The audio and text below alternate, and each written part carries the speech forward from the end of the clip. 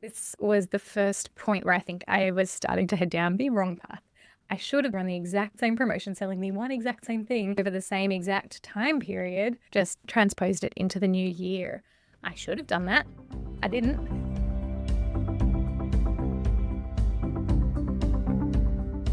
Welcome to the Differently Aligned podcast for neurodivergent business owners.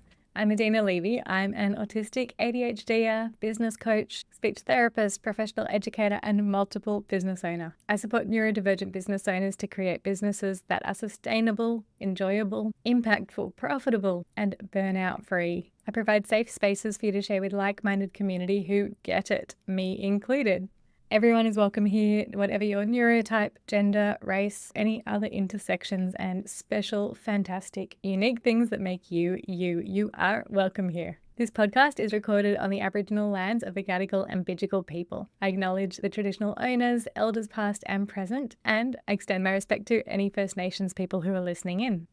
In this episode, I am going to tell you how I saved my failing promotion. I have two businesses, this one, Neurodivergent Business Coaching and Consulting, and I also have my other business, Play, Learn, Chat, where I do professional education for professionals who support neurodivergent children. That is my older, more established business. As I'm recording this, I'm actually one day before the end of my promotion that I ran in January. And by the time this comes out to you, the promotion will be finished. But I can already tell you that I have saved my failing promotion, and I am already at the point that I'm happy to share with you what I did so that you can learn as well. And I'm going to be focusing on the mindset and the action, these two aspects that I really carefully addressed within myself, and that you can go through this process yourself if you are in the middle of a launch or a promotion and it is not going well. The first thing I want you to know is you can always pivot, you can always shift. Not that you should always do it, but you can. It is possible that in the middle of a promotion, no matter how well you planned out how it was going to go, what you were going to do, what was included, how you talk about it, all of those things, you can tweak, change, update, improve, test. You can change things. You have the power. You are a business owner. You have these choices. So you don't have to be stuck in something that's not working. A little word of caution, sometimes we might feel that something's not working, but the result often comes at the very end of a promotion period. You might have experienced this if you have anything where doors are closing or a promotion like a discount is ending on a certain date.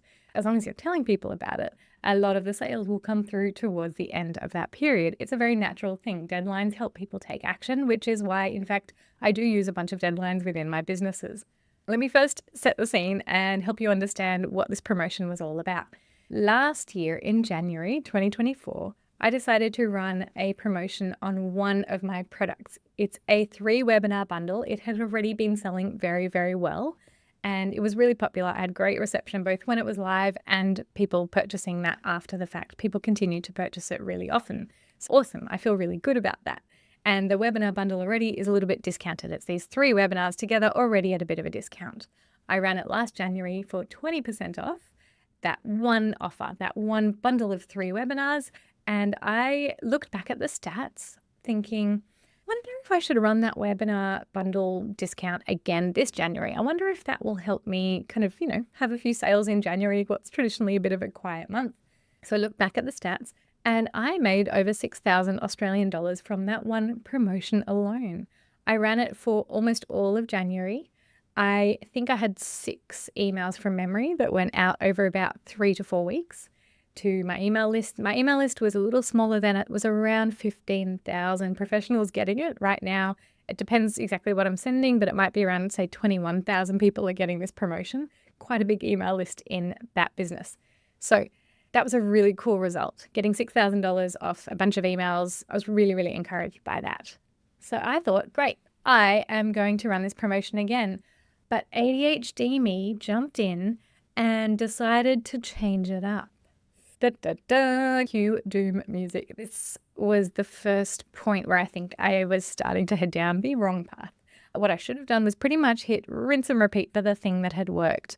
I should have basically run the exact same promotion, selling the one exact same thing, possibly over the same exact time period, just, transposed it into the new year. I should have done that. I didn't. So what I decided to do was sell two things, one bigger thing and one smaller thing.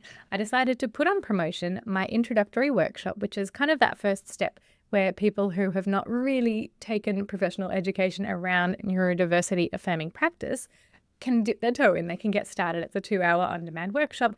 That's often the starting point. I position it that way. It's introductory for a reason. I decided to put that one on sale.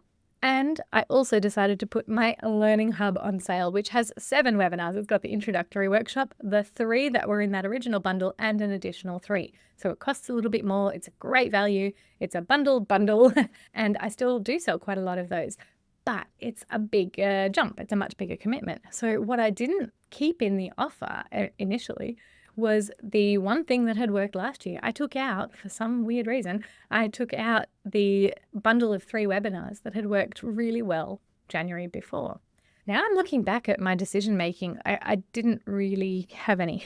I don't know why I did that. Anyway, I also decided to shift the dates based on kind of my working days, and I did. At the time I started the promotion, I decided that I wanted to end it on the 17th of January, not the 31st of January, like I had the year before, because I wanted to drive some revenue sooner into the business so I could use some of that revenue for ads to promote the next thing that I want to be rolling into in the next few weeks. Now, a couple of things here. I responded to my own sense of urgency. Interestingly, I've now pushed back that thing that I was going to do the ads for. I've also pushed back that launch, and I've made that go a few weeks later for a couple of reasons. So I no longer have that urgency to get that quick revenue in my account that I can use for something else. I wish that I had initially set the promotion to end on the 31st of January. It worked last year. Maybe it would work again. A lot of my audience is in Australia. People are just coming back into work kind of this week. Not everyone was at work last week when I first started that promotion. Some people are not even back at work. You know, I made a few changes, and each change I made, I can't say which change made the biggest impact, but here we are. Now, because I'd already started that promotion, I couldn't really change the end date. In fact, I could have deleted that promotion code. I could have made a new promotion code with a different end date. I could have done that. It is possible. It's one of the things that you can change. I decided not to change the end date of the promotion this time. What I did do is 2 big changes. I brought back into the promotion that offer that worked last year. So I brought in that bundle of 3 webinars that is so popular and sells very well, now exists as 3 offers that are on sale, which seems counterintuitive because one of the things that I noticed in that first week of promotion, before I made my shifts, in the first week of promotion, I only sold one thing to my whole list of 21,000 people. I was telling them these 2 things are on sale. In fact, 30% off. So a bigger discount than the previous year. I was like, yeah, sure. People will grab it. They'll love that promotion. They'll jump in the opportunity, 30% off. Great. Awesome. I got 1 sale out of 21,000 people that I was emailing. That absolutely floored me. It was way less than I anticipated.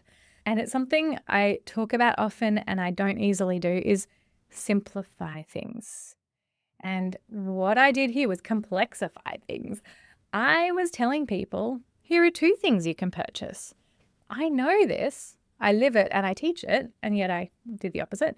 I know that when we provide people with choice, immediately there's an extra level of decision making that we're asking them to do, which can lead to less buying. Even though it feels really kind and helpful to say, have this, or however you want it. You can consume it however you want. Sometimes choices are good and helpful, and sometimes they are unhelpful, and they actually reduce the buying behavior because someone then first has to say, well, I now need to evaluate these 2 products. Do I want A or B? And now I have to compare the pricing, and now I have to figure out which one's better for me and what stage am I at. And by the time they've done all that, they've just walked away and they haven't bought. So one of the other changes, not only did I remove the one offer that worked very well last year, but I introduced this idea of having 2 offers on sale. It turns out it was a great idea of mine initially to put just one thing on sale. Here's the one thing you can get. And that, I believe, really contributed to a lot of those sales. So here I was presenting people with a choice of 2. And it feels counterintuitive that I then introduced a 3rd option. But I did this very carefully and it has paid off. And I want you to know that this strategy, it was a bit risky. It was learning, I'm testing. And this is why I'm sharing the results of this test with you. The idea of introducing a third is when someone clicks onto my website, they can see that these 3 things are on sale. They're right there on the website already. They can have a look around and compare them and figure out what they want to do. So I kind of trust that people on the website will be okay with seeing those 3 options, because so much of what I do and share and sell is through my email list and my regular emails to my email list. And I know that so much of my promotion is driven through those emails. I decided that I would split my list of, we'll call it 21,000 people, into 3 different groups of people. I segmented it in really complicated, well thought out ways, very carefully. And I spent a long time building the segments. I use Kit, it used to be called ConvertKit, for my email setup, email delivery, tagging, etc. And I have a lot of tagging going on in the back end of my business, which means I can segment people quite carefully. So sometimes it can be used, it can get very complicated and can be messy. But in this case, the complication of my tagging system, or the extent of it, allowed me to segment people very carefully. What I ended up doing was basically, the summary here is, people who have bought like my bigger things before, they already have pretty much that bigger offer. They're not getting these emails. They're out of the promotion entirely. People who have never bought from me, they're getting the introductory offer. My assumption pretty much for them is, you might want this introductory offer. You haven't bought training from me before, so why don't you start here? That's pretty much how I segmented that group. It's around 9,000 people. People who've bought something from me, but not any of those 3 webinars that were on sale in that bundle, the last year's successful offer, they get the offer that is what I introduced in that second week, that offer of, do you want to buy this webinar bundle? Or people who have been on my email list for a year or longer. Now, my assumption is that some people on my email list have been sitting and reading my emails and learning through emails in that slow process of, maybe that on my podcast as well, through that kind of more gentle process where they're just sort of doing their own learning and so on. And maybe the reason they haven't bought from me is they've done training elsewhere, they're feeling quite competent, they're across it, they do their own reading, whatever. So I assume that those people as well who've been on my list longer might also be more ready for my webinar bundle. So that group is about 11,000. Now, the third segmenting that I've done is for people who have bought something from me before, but not my bigger things. That is a much smaller list of people, by the way. That's about 360 people are getting those emails, but they've already bought from me. They're existing customers. I'm not yet at the point that I can provide full stats for how it ended up going, as in what percentage of each of those segments bought the offers that I was telling them about. But that's just to give you the idea of how I ended up dividing my list into 3 so I could target it better. What I then did is, in this last week of the promotion, Monday, Wednesday, Friday, these people are getting 1 offer. So each individual is only getting targeted with, here's this 1 offer. I'm also sending that with, generally with an email that provides value, a little snippet, some idea that I share within that offer. And if you want to learn more, come and get it 30% off right now. So basically each person then is only hearing about 1 thing that's for sale. Yes, they can go to my website and see other things are for sale, but I've been educating them, talking about them, exposing them to this idea that there's this 1 thing that I believe is, best for their stage that they're at from the data that I do have. And that's what they're being told about. Now, I can tell you that my goal for this, not my original goal was, I'm going to make at least what I did last year, $6,000. No, that's just not going to happen. So after that first week where I'd made only 1 sale, I had a recalibrated goal. I decided that I wanted to make 10 sales and over $1,000 Australian dollars. The offers each are a different amount. They're a little bit above, below, or around $100 with that discount. So that's why it kind of worked out pretty well with my kind of not very good maths brain. Also, I've got on my whiteboard over there, kind of to my side, I've got like a real visual thing. I've got like little circles, and every time I make a sale, I tick it off and I'm updating the total and so on. All of that's to say, this is why the day before the promotion closes, I can tell you it's a success. Not only have I already achieved that goal that I set, I can tell you right now, I'm looking at it now, 14 sales. I have made $1,612 off this promotion so far. There is still 1 email to go out tomorrow on Friday. And, that's the scarcity of this promotion's ending on that last day. There's less than a day left. I might aim to actually hop back on and give an update at the end of the promotion as well. I think that could be quite helpful.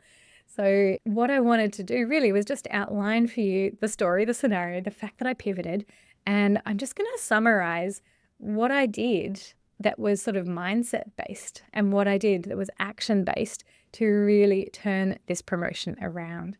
And I hope that you can take something from my lessons, some of the cautionary lessons of like, if something's working, don't change it up when you do it again, unless there's a really good reason to do so. Learn from my lessons, but learn from my process as well. So in terms of mindset, I recognized that it really sucked. I felt terrible. I felt annoyed. I felt really frustrated. And pretty quickly I identified that I had made some changes in that promotion that I shouldn't have done because I now took away the power of what really worked the year before. And that felt really annoying. I was frustrated at myself. I just sat with it. I accepted it. I allowed myself probably 1 or 2 days of noticing that, feeling the disappointment, and just existing with it. I didn't judge myself for the disappointment. I judged myself for the poor decision making. Okay, that was part of my disappointment. But I allowed myself to kind of sit with those emotions. Sometimes things suck. I then took action anyway, and I made sure it was achievable for my capacity. My work schedule's all up in the air because of January and childcare and whatever. I just made sure that I could take the most achievable action that would work for me and would have some impact, which to me is tweaking emails and things like that. I debriefed and had a whinge with 3 main people, well, 2 people and a robot. One being my very good business buddy, who I've known for I think we're up to 20 years of being great friends. We've been on our own business journeys for years. Shout out to Farina Cheng. And if you need jewelry and you're in Australia or anywhere in the world and you like jewelry that is a little bit different, very creative, sustainable, beautiful, she's amazing to work with. She is just glorious. Here's my plug for Farina. Please go check out Farina Cheng Jewelry. I will have the link in the show notes. So she is one of my business besties, and we can tell each other honest stuff. We can tell each other, I think you didn't do this right. We can call each other out. We can tell each other, gosh, this really sucks, and just sit with that as well. And so I debriefed with her and with my husband, who is a great listener. If we get 5 minutes away from the small children, if they ever go to bed, then we have a chat and I can explain what's on my mind and what's hard. And sometimes we'll go through solutions, and other times we'll just sit and talk it out. And the robot being ChatGPT. So I have a little corner of ChatGPT that I've trained to be my coach and therapist and sometimes business strategist. So, other times I chat through with ChatGPT, and that is what helped me come to my ideas to shift this promo and turn it around. I also got help. I recognized I couldn't do this alone. And this is something I've been practicing and working on, is getting support with my virtual assistant and also ChatGPT to help with, thinking through the details and creating some of the changes in who was going to be part of each segment and the copy changes and things like that. 2 other big mindset shifts. One is that I focused on what is working and what I can change, what is in my control, but also taking that more positive view, not just saying it's completely bleak, but actually going, how many people are opening my emails? Cool, that's interesting. I made 1 sale. Hey, that's better than 0. Once I was partially out of that it sucks mode, I did try to focus on, noticing what was working.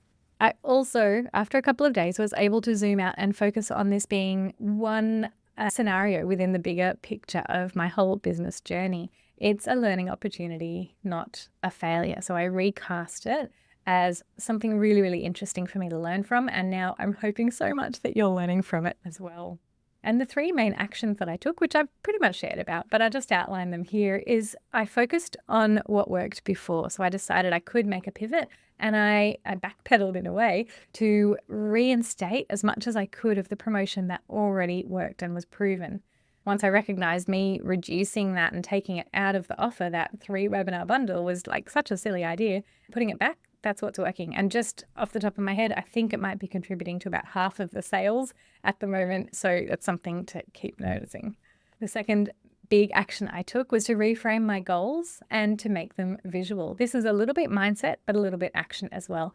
I find it very, very helpful in a promotion to really recalibrate, not think, I've got this many people on my email list, why isn't anyone buying? But actually go, here are the number of sales that I want to reach my revenue target, And I literally draw circles and like ticks and sometimes even like the first letter of their name as they go through and the sales pop up. So that is really encouraging for me, and it helps me reframe and focus on like there is actual progress. Money is coming in and the sales are working and it's happening as well. I can see the changes. I can see that these tweaks I've put in place were worthwhile. The action that I will do shortly after, and like I said, I'm going to add a little bit to this episode as well, is I'm getting ready to fully debrief with myself after this promotion is over. I need to learn everything I can from it, especially figure out what can change, what can stay the same. Maybe there's some new things that did work, that are little like subtle things that worked in this new version of the promotion that I can learn from. Or maybe most of the learning is a cautionary tale of don't do this again. To me, I think the biggest learning I'm having so far is if something has worked before, you want to rerun that promotion or do something similar, like run that course again, whatever, maybe don't change it up much, if at all. Think very carefully before you change any factor of it, because any change you might make could completely unintentionally change the whole result. ADHD me finds that a bit hard to sit with, if something's working, just do it again. Wow. I can help new people with the same thing. That's the whole point of my business model. Sometimes ADHD me jumps in and makes things harder than I need to. All right. I am coming to you the day after this promotion ended with a little update, and I'm just going to go screen only because it's a quick one and I thought it might be helpful for you to see the numbers and things if you're watching on YouTube. If you're not, you can check out the link to go to the YouTube video in the show notes and I'll talk you through it. You don't have to see it, but if you're a visual person, you might want to go and have a look and see the final results. So the introductory workshop is what I sold to anyone who's been on my email list for less than a year and they haven't bought anything from me yet.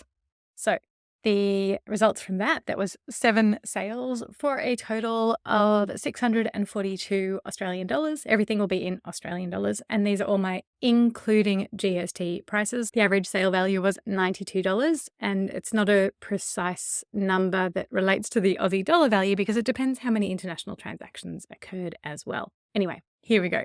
My email list for that segment at the start, it was really only a week that I did that segmented promotion. So people got 3 emails, Monday, Wednesday, Friday.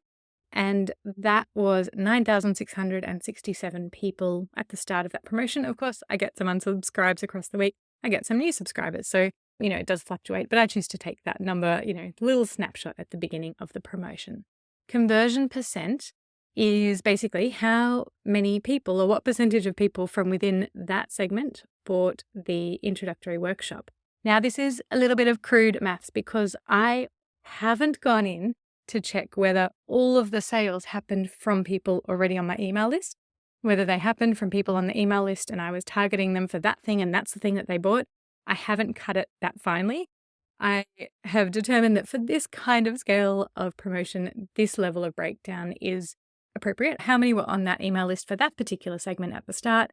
And what percentage of sales came from that number for that particular offer? So how that played out for the introductory workshop, that was 0.07% of that segment bought the introductory workshop. So, quite low, but pretty good. Still better than 0. So if I hadn't done this promotion at all, I might have sold 0 rather than 7. So I'm really happy with that. The next segment was the 3 webinar bundle. So this is the latecomer to the promotion. It's the one that I offered the year earlier, and it's the one that is the middle price between the other things that I had for sale. So this is the one I brought back into the fold in that second week of the promotion. I emailed this basically to people who had bought something from me in the past, but not those 3 webinars, and also to people who have been on my email list for more than 12 months, and they have not bought anything from me. 11,470 people were initially in that segment at the start of that promotion week, that sort of week 2 in my promotion period where I pivoted my method. 0.08% bought, so marginally higher than the intro workshop, which is maybe interesting or maybe completely inconsequential because it's just such a small difference. So it was 0.07 compared to 0.08. It was 9 sales, and that landed at, I really like this, $1,000 So just tipped over the $1,000 mark. And that kind of tells me basically, had I not pivoted, I might have made a few sales of the intro and the learning hub, but I probably wouldn't have made as many as I did with this divide and conquer kind of strategy.